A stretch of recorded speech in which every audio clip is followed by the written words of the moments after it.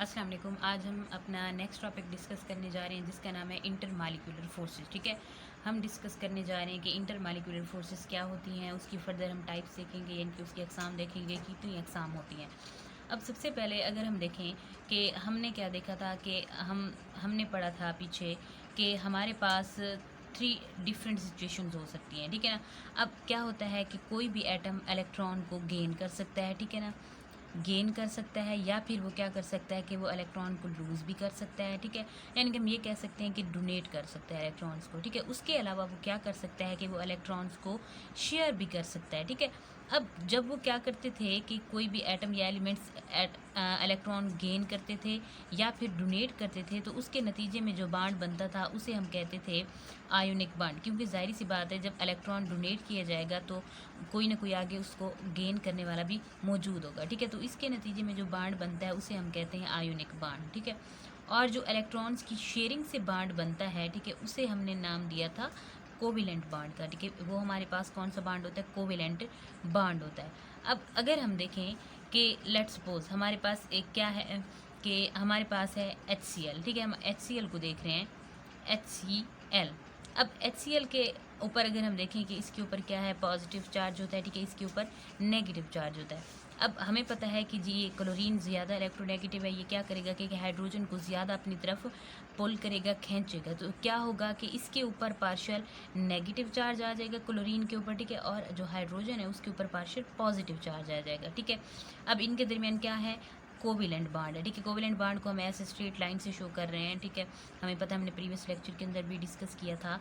अब अगर हम देखें कि हम लेते हैं एक टेस्ट ट्यूब के अंदर, हम ले लें मिसाल के तौर पर, हम वाटर ले लेते हैं या HCl लें। ठीक है, अब HCl लेते हैं, हम यहाँ तक लेते हैं। अब हमें पता है कि यहाँ तक अगर हमने HCl लिया है तो इसके अंदर हज़ारों की तादाद में HCl मालिक्यूल्स मौजूद होंगे। यानी कि अब वो कुछ इस तरीके से अरेंज होते हैं वहाँ पे। कैसे अरेंज होते हैं? अब ये हमारे पास है एक HCl। ठीक है, अब दूसरा हमारे पास कुछ इस तरह से होगा। ठीक है, अब वो इस तरीके से मौजूद होंगे, तो इस क्या होगा कि अब इसके ऊपर क्या है, पार्शियल पॉजिटिव चार्ज, इसके ऊपर पार्शियल नेगेटिव चार्ज। यानी कि अब इसका जो पार्शियल पॉजिटिव एंड है, इस ये पार्शियल नेगेटिव एंड की तरफ जाहिर सी बात है इनके दरमियान अट्रैक्शन पैदा हो सकती है। ठीक है, अब इनके दरमियान जो अट्रैक्शन पैदा होंगी वो कुछ इस तरह से होंगी, यानी कि वीक अट्रैक्टिव फोर्सेस पैदा होंगी। इन वीक अट्रैक्टिव फोर्सेस को हम कहते हैं इंटर मालिक्यूलर फोर्सेस। ठीक है ना, तो ये कौन सी फोर्सेस होगी? Inter molecular forces. ये फोर्सेस जो होती हैं ये स्ट्रांग होती हैं। ठीक है, यानी कि ये जो बांड बनता है, ये बांड होता है, ये बांड जो बनता है कोवेलेंट बांड, ये स्ट्रांग होता है। ठीक है, इसको ब्रेक करने के लिए हमें तकरीबन 430 किलो जूल एनर्जी की ज़रूरत होती है। ठीक है, यानी कि इतनी एनर्जी रिक्वायर होती है कोवेलेंट बांड को ब्रेक करने के लिए। लेकिन अगर हम देखें, ये जो यहाँ पे फोर्सेस मौजूद हैं ये वीक फोर्सेस होती हैं, इसलिए इनको ब्रेक करने के लिए आलमोस्ट हमें 17 किलो जूल एनर्जी रिक्वायर होती है। ठीक है, इंटरमॉलिक्यूलर फोर्सेस को ब्रेक डाउन करने के लिए, उनको तोड़ने के लिए। ठीक है, तो ये था हमारे पास इंटरमॉलिक्यूलर फोर्सेस। अब फर्दर हम देखते हैं उनकी थोड़ी सी टाइप्स देखते हैं कि हमारे पास उसकी कितनी टाइप्स होती हैं, कौन सी टाइप है। अब सबसे पहले हमारे पास है डाइपोल डाइपोल इंटरेक्शन। ठीक है ना, क्या है हमारे पास? Dipole dipole interaction.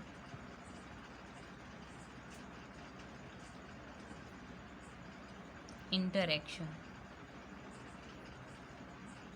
अब डाइपोल डाइपोल इंटरेक्शन के अंदर अगर हम देखें कि ये भी ऑलमोस्ट इनको हम कहते हैं वांडर वाल्स फोर्सेस। ठीक है, यानी कि जितनी भी टाइप्स की फोर्सेस होंगी इंटरमॉलिक्यूलर फोर्सेस के अंदर, उन्हें हम नाम देते हैं वांडर वाल्स फोर्सेस का। ठीक है, अब ये हमारे पास कौन सी फोर्सेस होगी? Van der Waals force.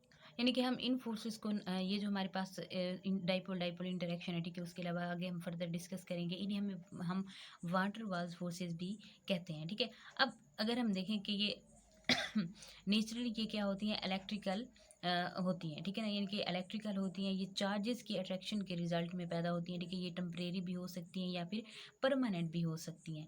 अब दो मुख्तलिफ किस्म के एटम्स के दरमियान इलेक्ट्रॉन्स की जो शेयरिंग होती है, ठीक है, उसकी वजह से मालिक्यूल का एक सिरा पॉजिटिव हो जाता है, यानी कि उसका एक एंड पे पॉजिटिव चार्ज आता है, दूसरे के ऊपर नेगेटिव चार्ज आता है। अब मिसाल के तौर पर हम क्या करते हैं, हम दोबारा से अगेन वही एग्जांपल देखते हैं। हमारे पास है HCl।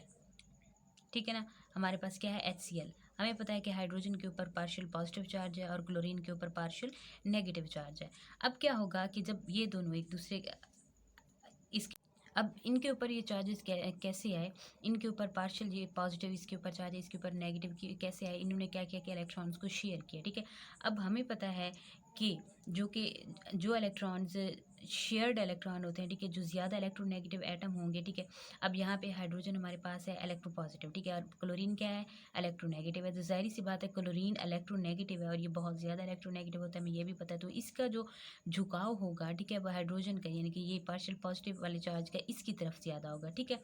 अब इस तरीके से क्या होगा कि इस पर पार्शियल नेगेटिव चार्ज इस वजह से पैदा हुआ। अब मिसाल के तौर पर, ठीक है, अब हमने इसी एग्जांपल को जैसे देख लिया, अब दूसरे के ऊपर पार्शियल पॉजिटिव भी इसी वजह से आया है, ठीक है। अब जब एक मालिक्यूल के मुख्तलिफ पार्ट्स को पार्शियल पॉजिटिव और पार्शियल नेगेटिव चार्ज पैदा होता है, हमें पता है। अब इनके ऊपर क्या हो गया, इस तरीके से चार्जेस पैदा हो गए। अब हमने जैसे अभी डिस्कस किया कि अगर हमारे पास क्या है कि अगर ये हमारे पास एक सिस्टम है, ठीक है, इसके अंदर हमारे पास एक बीकर या टेस्ट ट्यूब है, उसके अंदर हम क्या लेते हैं कि HCl यहाँ तक लेते हैं। अब HCl अगर हमने यहाँ तक लिया तो इसका मतलब ये है कि इसके अंदर हज़ारों की तादाद में, लाखों की तादाद में HCl मालिक्यूल मौजूद है, ठीक है। अब ये जो बाकी जो HCl होंगे, ठीक है, वो एक दूसरे को कुछ इस तरीके से अरेंज करते हैं, ठीक है, कि यानी कि इनका जो अपोजिट चार्जेस वाले एंड्स होंगे वो एक दूसरे के आमने सामने आ जाएंगे। अब वो कैसे आएंगे, अब जैसे यहाँ पे है क्लोरीन, ठीक है, अब इसके ऊपर क्या है, पार्शियल नेगेटिव चार्ज है। अब इसके सामने कौन से वाला आएगा, हाइड्रोजन आएगा, जिसके ऊपर पार्शियल पॉजिटिव चार्ज है, ठीक है। इसी तरह से आगे क्लोरीन है, फिर क्लोरीन से आगे यानी कि अब यहाँ पे देख लें, अब यहाँ पे आ जाएगा क्लोरीन, ठीक है, सॉरी, यहाँ पे आ जाएगा क्लोरीन और यहाँ पे आ जाएगा हाइड्रोजन, ठीक है, जिसके ऊपर पार्शियल पॉजिटिव चार्ज है, इसके ऊपर पार्शियल नेगेटिव चार्ज है। अब इनके दरमियान में क्या होता है कि एक वीक अट्रैक्टिव फोर्सेस पैदा हो जाती हैं, ठीक है ना। अब यहाँ पे भी जो वीक अट्रैक्टिव फोर्सेस पैदा हो गई, ठीक है, यहाँ पे पैदा होगी। अब इन वीक अट्रैक्टिव फोर्सेस को हमने इंटरमालिक्यूलर फोर्सेस का नाम दिया था। अब ये इंटरमालिक्यूलर फोर्सेस कौन सी इंटरमालिक्यूलर फोर्सेस हैं, ये हैं, अब इन वीक हम अट्रैक्टिव फोर्सेस को क्या नाम देते हैं, डाइपोल डाइपोल इंटरेक्शंस कहते हैं, ठीक है ना। अब क्या होगा कि ये इन्होंने क्या किया कि एक दूसरे को इस तरीके से अरेंज किया, ठीक है, कि एक अपोजिट चार्जेस वाले या अपोजिट जिनके ऊपर चार्जेस है वो एक दूसरे के मुखालिफ आ गए, यानी कि नेगेटिव वाला पॉजिटिव वाले के सामने, ठीक है, पॉजिटिव वाला नेगेटिव वाले के सामने, यानी कि ये सारे के सारे जितने भी हज़ारों की तादाद में चाहे लाखों की तादाद में मालिक्यूल्स मौजूद हैं, ठीक है, वो अपने आप को खुद इस तरीके से अरेंज कर लेंगे, ठीक है। अब इसे हमने क्या नाम दिया, डाइपोल डाइपोल इंटरेक्शन का, ठीक है। तो ये थी हमारे पास डाइपोल डाइपोल इंटरेक्शन। नेक्स्ट हमारे पास है एक हाइड्रोजन बॉन्डिंग, ठीक है। अब हम देखने जा रहे हैं कि हाइड्रोजन बॉन्डिंग क्या होती है, ये भी एक इंटरमालिक्यूलर फोर्स है, ठीक है। अब कुछ लोग क्या कहते हैं, कुछ लोग ये कहते हैं कि हाइड्रोजन ये बॉन्ड होता है, ठीक है, बॉन्ड नहीं है, ये किस्म की फोर्स होती है, इंटरमालिक्यूलर फोर्स, इसे हम कहते हैं हाइड्रोजन बॉन्डिंग। अब ये हाइड्रोजन बॉन्डिंग किस वजह से होगी, हाइड्रोजन की वजह से, यानी कि उसके अंदर हाइड्रोजन मौजूद होना चाहिए, ठीक है। अब हाइड्रोजन बॉन्डिंग हम देखते हैं कि हाइड्रोजन बॉन्डिंग एक ख़ास किस्म की इंटरमालिक्यूलर फोर्सेस होती है जो कि परमानेंट पोलर मालिक्यूल्स के अंदर पाई जाती है, ठीक है ना। अब इस बॉन्डिंग को अगर हम देखें कि एक इसे हम ये कहते हैं कि डाइपोल डाइपोल अट्रैक्शन भी कहा जाता है, ठीक है, इसे हम क्या नाम देते हैं, डाइपोल डाइपोल अट्रैक्शन। अब अट्रैक्शन की ये फोर्सेस ऐसे मालिक्यूल्स के दरमियान में पैदा होंगी जिनमें हाइड्रोजन एटम का एक बॉन्ड छोटा होता है, ठीक है।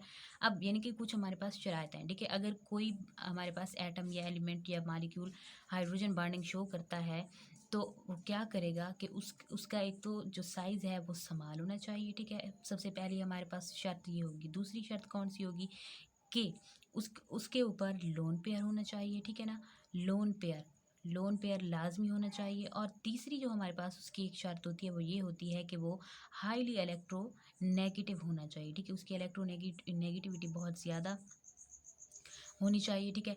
तब क्या करेगा, वो हाइड्रोजन बॉन्डिंग शो करेगा, यानी कि अगर वो इन तीनों शराइत को या तीनों कंडीशंस के ऊपर पूरा का पूरा उतरते हैं तब वो क्या करेंगे, हाइड्रोजन बॉन्डिंग शो करेंगे, ठीक है। अब मिसाल के तौर पर अब जैसे हमारे पास है हम मिसाल लेते हैं वाटर की, ठीक है, ये हमारे पास वाटर है, ये कुछ इस तरीके से मौजूद होता है, ठीक है, सॉरी यहाँ पे हम यहाँ पे बनाते हैं। अब अगर हम देख रहे हैं किसको, पानी को, ठीक है, हम वाटर को देख रहे हैं तो ये हाइड्रोजन है, हमें पता है कि ये इधर भी हाइड्रोजन होगा, ठीक है। अब हाइड्रोजन है, ठीक है, इसके साथ इसने बॉन्ड बनाया और इधर इसके साथ इसने बॉन्ड बनाया है। इसके ऊपर क्या होगा, पार्शियल पॉजिटिव चार्ज, इसके ऊपर पार्शियल नेगेटिव चार्ज, इसके ऊपर पार्शियल पॉजिटिव चार्ज। अब अगर हम देखें कि हमारे पास यहाँ पे क्या है, ऑक्सीजन है, ऑक्सीजन के अगर हम देखें वेरिएंट्स हम देख रहे हैं ऑक्सीजन के साइज़ को, ठीक है। ऑक्सीजन का साइज़ कितना है, हम ये देख रहे हैं कि ऑक्सीजन के जो फर्स्ट शेल है उसके अंदर हमारे पास हमें पता है कि 2 इलेक्ट्रॉन होंगे। जो आउटर मोस्ट शेल है उसके अंदर कितने होंगे, 6 होंगे, ठीक है। 3 4 5 6। अब अगर देखा जाए तो इसका साइज़ भी स्मॉल है, ठीक है। उसके अलावा अगर इलेक्ट्रोनेगेटिविटी को हम देखें कि इसके क्या इलेक्ट्रोनेगेटिविटी कितनी है, बहुत ज़्यादा है या कम है। ऑक्सीजन भी हमें पता है कि हाईली इलेक्ट्रोनेगेटिव होता है, ठीक है। इलेक्ट्रोनेगेटिविटी भी ज़्यादा, ये इस कंडीशन को भी फॉलो कर रहा है। अब दूसरा है लोन पेयर। अब इसके पास जो लोन पेयर थे, ठीक है। अब इस एक लोन पेयर इसने इसके साथ शेयर किया हुआ है, एक इसके साथ किया हुआ है, ठीक है। अब बाकी इसके ऊपर कितने, 2 लोन पेयर मौजूद हैं, ठीक है। यानी कि ये पूरी की पूरी उसकी कंडीशन के ऊपर उतर रहा है, तो इसी वजह से ये क्या करता है, हाइड्रोजन बॉन्डिंग शो करता है, ठीक है। अब हमें पता है कि बार बार हम एक बात को रिपीट करेंगे। हम क्या लेते हैं, एक टेस्ट ट्यूब लें, अगर उसके अंदर या एक गिलास लें, उसके अंदर हम पानी लें या हम HCl ले लें, कोई भी अगर हम मालिक्यूल लेते हैं, मिसाल के तौर पर हम वाटर लेते हैं, ठीक है। वाटर के या इसके अंदर हज़ारों की तादाद में, लाखों की तादाद में मालिक्यूल मौजूद होंगे। सिर्फ एक मालिक्यूल वाटर का मौजूद नहीं होगा, बल्कि यहाँ पे बहुत ज़्यादा हमारे पास पानी के मालिक्यूल मौजूद होंगे, ठीक है।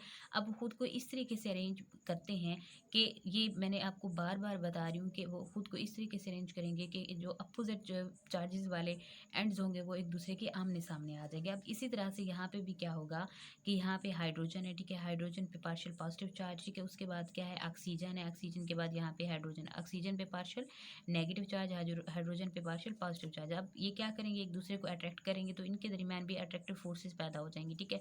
जो कि वीक होंगी, इन्हें हम कहेंगे इन्हें हम कहते हैं हाइड्रोजन बॉन्डिंग, ठीक है। ये वाली जो हमारे पास फोर्स होगी इसे हम कहेंगे हाइड्रोजन बॉन्डिंग। अब अगर हम देखें कि जो हाइड्रोजन बॉन्डिंग होती हैं वो किसी भी मालिक्यूल की जो हमारे पास प्रॉपर्टीज़ हैं उसके ऊपर इफ़ेक्ट करती हैं। अब इसकी वजह से क्या होता है कि कंपाउंड्स के बॉइलिंग पॉइंट पर बहुत ज़्यादा असर पड़ता है। अब मिसाल के तौर पर जैसे हमारे पास है पानी है, ठीक है। अगर हम देखें कि पानी का जो बॉइलिंग पॉइंट है, यानी कि वाटर का बॉइलिंग पॉइंट को देखें, वाटर का बॉइलिंग पॉइंट कितना है, 100 डिग्री सेंटीग्रेड है, ठीक है। लेकिन अगर हम देखें कि जो अल्कोहल है, ठीक है, अल्कोहल अल्कोहल का बॉइलिंग पॉइंट ऑलमोस्ट होता है 78 डिग्री सेंटीग्रेड, ठीक है ना। अब ये क्या है कि पानी का जो बॉइलिंग पॉइंट है वो ज़्यादा है एज़ कम्पेयर टू अल्कोहल। क्यों, क्योंकि पानी के अंदर हाइड्रोजन बॉन्डिंग स्ट्रॉन्ग होती है एज़ कम्पेयर टू अल्कोहल, ठीक है। पानी के अंदर हाइड्रोजन बॉन्डिंग क्या होगी, स्ट्रॉन्ग होगी। अल्कोहल के अंदर हाइड्रोजन बॉन्डिंग वीक है, इसी वजह से इसका जो बॉइलिंग पॉइंट है वो लो है और पानी का बॉइलिंग पॉइंट हाई है। वजह क्या है, वजह ये है कि इसके दरमियान हाइड्रोजन बॉन्डिंग स्ट्रॉन्ग होती हैं, यानी कि ये वाली फोर्सेस स्ट्रॉन्ग होती हैं, इसी वजह से इसका बॉइलिंग पॉइंट हाई होता है। अब अगर हम देखें कि एक और चीज़ कि पानी बर्फ़ के ऊपर तैरता है, ठीक है। यानी कि जो आइस है, सॉरी, बर्फ़ जो है पानी के ऊपर तैरती है, जो आइस है, ठीक है। हम ये कह रहे हैं कि ice float on the in the water, यानी कि जो आइस होती है, ठीक है, बर्फ़ होती है, वो पानी के ऊपर तैरती है। वजह क्या होती है, ये हाइड्रोजन बढ़ने की वजह से होती है, ठीक है। अब हमें पता है कि 0 डिग्री सेंटीग्रेड पे, ठीक है, किस टेम्परेचर पे, 0 डिग्री सेंटीग्रेड पे बर्फ़ की डेंसिटी है वो होती है 0.917 जी ग्राम पर सेंटीमीटर क्यूब, ठीक है। ये होती है पानी की डेंसिटी, अब सॉरी बर्फ़ की डेंसिटी होती है। लेकिन अगर हम देखें कि 0 डिग्री सेंटीग्रेड पर पानी की डेंसिटी कितनी होती है, 1.00 ग्राम पर सेंटीमीटर क्यूब, ठीक है। अब हमें नज़र आ रहा है कि जो बर्फ़ की डेंसिटी है वो कम है एज़ कम्पेयर टू वाटर की डेंसिटी के, यानी कि पानी की डेंसिटी ज़्यादा है। इसी वजह से क्या है कि ये पानी के ऊपर जो बर्फ़ होती है वो फ्लोट करती है, तैरती है, क्योंकि बर्फ़ की डेंसिटी कम होती है। अब डेंसिटी क्या होती है हमारे पास, डेंसिटी होती है मास ओवर वॉल्यूम के, ठीक है ना। मास ओवर वॉल्यूम से हम शो करते हैं डेंसिटी को। अब अगर हम देखें कि माई हालत में क्या होता है, यानी कि लिक्विड स्टेट में पानी के जो मालिक्यूल्स होंगे वो बेतरतीबी से हरकत करते रहते हैं, ठीक है। यानी कि उनकी जो मूवमेंट्स होती हैं वो एक ख़ास तरतीब के अंदर नहीं होती, वो बेतरतीबी से मूव करते रहते हैं। लेकिन जब पानी फ्रीज़ हो जाता है, जम जाता है, तो उसके मालिक्यूल एक तरतीब की सूरत अख्तियार कर लेते हैं, ठीक है। वो खुद को अरेंज कर लेते हैं, इससे उन्हें क्या होता है, एक ओपन स्ट्रक्चर मिल जाती है। इस अमल में क्या होगा कि फिर मालिक्यूल्स का जो डिस्टेंस होगा, दरमियान की स्पेस होगी वो बढ़ जाएगी, जिसके नतीजे में बर्फ़ की जो डेंसिटी है पानी की निस्बत कम हो जाएगी। तो ये थी हमारे पास इंटर मालिक्यूलर फोर्सेस, ठीक है। हमने डिस्कस किया इंटर मालिक्यूलर फोर्सेस को, फिर उस आगे हमने डाइपोल डाइपोल इंटरेक्शन देखा है, ठीक है, और हाइड्रोजन बॉन्डिंग देखा है। तो आई होप सो आपको ये लेक्चर समझ आ गया होगा। तो काइंडली लाइक कीजिएगा, सब्सक्राइब कीजिएगा और कमेंट करना मत भूलिएगा। Thank you.